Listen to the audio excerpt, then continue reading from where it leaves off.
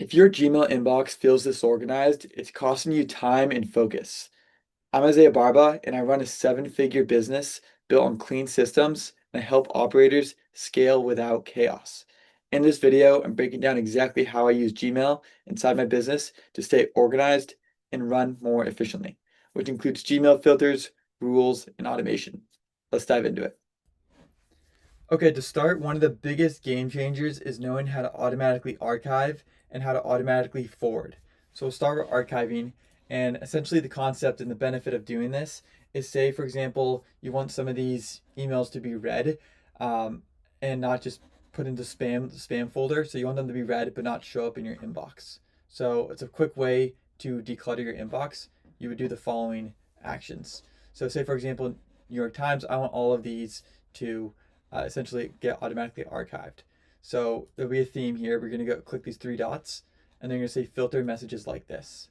And then now it's automatically saying from New York Times. However, let's just, in this case, let's just grab the actual whole email. And so it's really cool because you could filter by either where the email is coming from, the subject line, all these different options of how to actually filter. So I'm going to go back to the email, and I'm going to click filter messages like these. And then I'm going to say anytime it's from New York Times in this case. I'm going to say create a filter. And so here are all the different ways that you could filter. If it has the words in a certain subject line, or rather the text in there, there's a lot of different ways that you could filter. You can click create filter, and you can say skip the inbox. And so now anytime you get this email, it'll skip the inbox and it'll automatically archive it. Or you could say, hey, every time I want to mark it as read, or put a star next to it. So this is ways to automatically do certain things with your emails when you get emails from certain people. So it really depends on what you like to see. Or you could say, anytime I get an email from New York Times, I want to mark it as urgent. So look at that. So now if I were to get another email, it's going to automatically mark it urgent and go to this label, and I'll dive into labels here shortly. So another use case outside of just archiving, and that's very applicable in our business, is automatically forwarding. So the big use case of this and what helps us a lot is right now, me as a business owner, I get a lot of the codes for certain uh, platforms in order to get the login. And so rather than giving my email access in order for them to get that login code, I can make it so that code automatically gets sent to that person. So that's just one use case. And there's many others. For example, you get an invoice from billing, you want to automatically go to your bookkeeper. There's a lot of different ways to use this. But let's just do it in this case. So I'm going to go here. I'm going to do the same thing, filter messages like this. And right now, I'm going to say anytime it's from Medium. So Medium, the no reply Medium message. And so I would figure out or maybe it's rather your login code. I'd figure out what's consistent across the emails that enables the system to capture the filter so it automatically sends it your way. So I'm going to go back here. I'm going to click here, filter messages like this.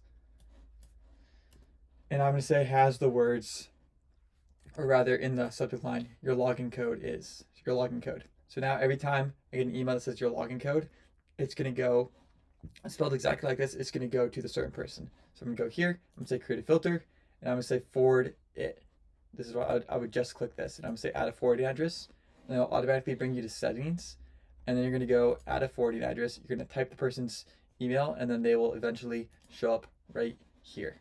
And then on their side, they're just going to have to approve it, and then you'll be able to actually add them as a person to forward your emails. And this is what it looks like. So forward a copy of the email or disable forwarding. But then you could say here, and then you could say to that certain person, and you can make it so it keeps it in your inbox or automatically archives or whatever the case is there. So let's go back to where we were. I'm going to discard these changes, and I'm going to recreate the filter. Filter messages like this because I just added the filter. I'm going to say create filter, but let's just do the same thing. Your login code. Create a filter. And I'm going to say now you can see the options available. Choose an address. I'll choose the address that I put here. And then I'm going to say create filter. And so now every time I get a code, it will automatically go to that person, which is amazing. Next is creating labels. So same idea as you could create labels, and this is a way to just categorize your emails. But the next level is anytime you get an email, for example, a lot of these are newsletters in this case, I can make it so it automatically goes to the newsletter label. So this is a way, so you don't even need an assistant to manage your email. You can essentially just build a system around making it do all these things automatically. So say, for example, I'm going to create a new label called newsletter. I'm going to create it, and I can do a different color if I want. And now what I would like to do is, for example, let's just say this right here. I'm going to go here, filter messages like this. Anytime it has it's from this email, or I could say if it has a certain subject line or whatever the case is, but usually when it comes to doing this type of filter, it's the from section. I'm going to say create a filter, and I'm going to say automatically apply the label newsletter every time. And then at the same time, I could combo these things. I could say apply the label and also mark it as red.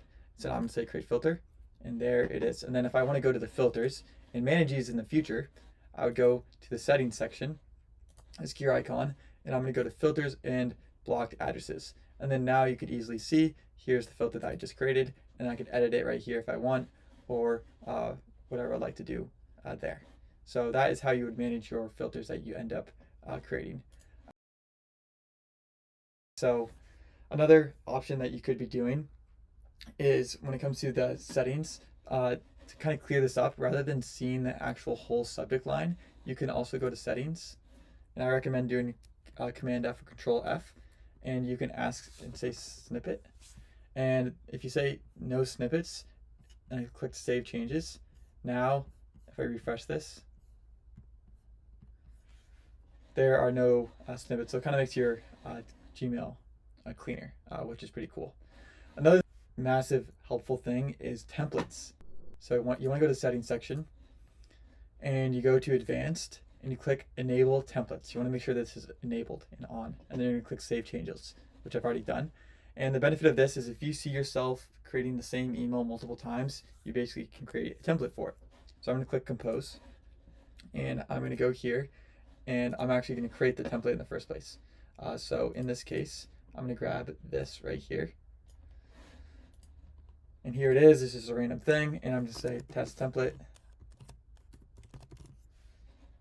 and I'm going to click these three dots, templates, saved draft as template, save as new template, and then I'm going to call it, it automatically grabs its subject line.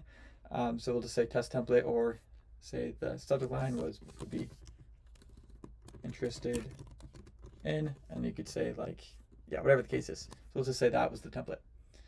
And I click save. And then now, anytime I create another email, if I just want to grab that same template, I'd say templates interested in, and now it automatically grabs it every time, which is really awesome. And say I wanted to adjust it, I could just say, yeah, say I wanted to adjust this in some capacity, I could just go right here, templates, rather than saying, yeah, save draft as new template, you could say override the template, and then it would override any changes that you made. And then you also could delete it if you want, or you could add save as a whole entire new template. However, I really recommend creating templates to save you time. And yeah, lastly are labels, which I just kind of mentioned, and then also going to settings and doing this. So these are two things that you can do. One, to turn off just less spam going into your email inbox. So to help with that, it would be a matter of going to this section.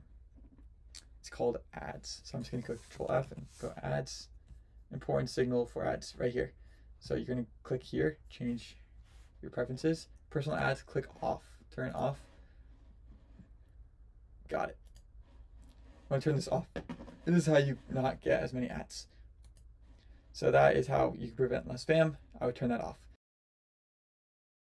Additionally, if you don't want your data or all your emails being read by Google, I highly recommend this security measure. So what you should do in this case is you go to Smart Features, just do the Control F function or Command F. Smart Features, you want to turn this off. So turn it off and reload. So essentially right now what it's doing is it's grabbing all of your emails and everything that you've sent, all your personal data, and it's using that to essentially give you a personalized experience. However, it's reading all your data. So if you don't want that to have that information, you'd click turn off, and There you go. If your goal is to run your business cleaner, faster, and with less guesswork, that's exactly what we focus on here. Subscribe for more breakdowns like this, and if you want the full systems behind everything, all of the links are below. Thank you.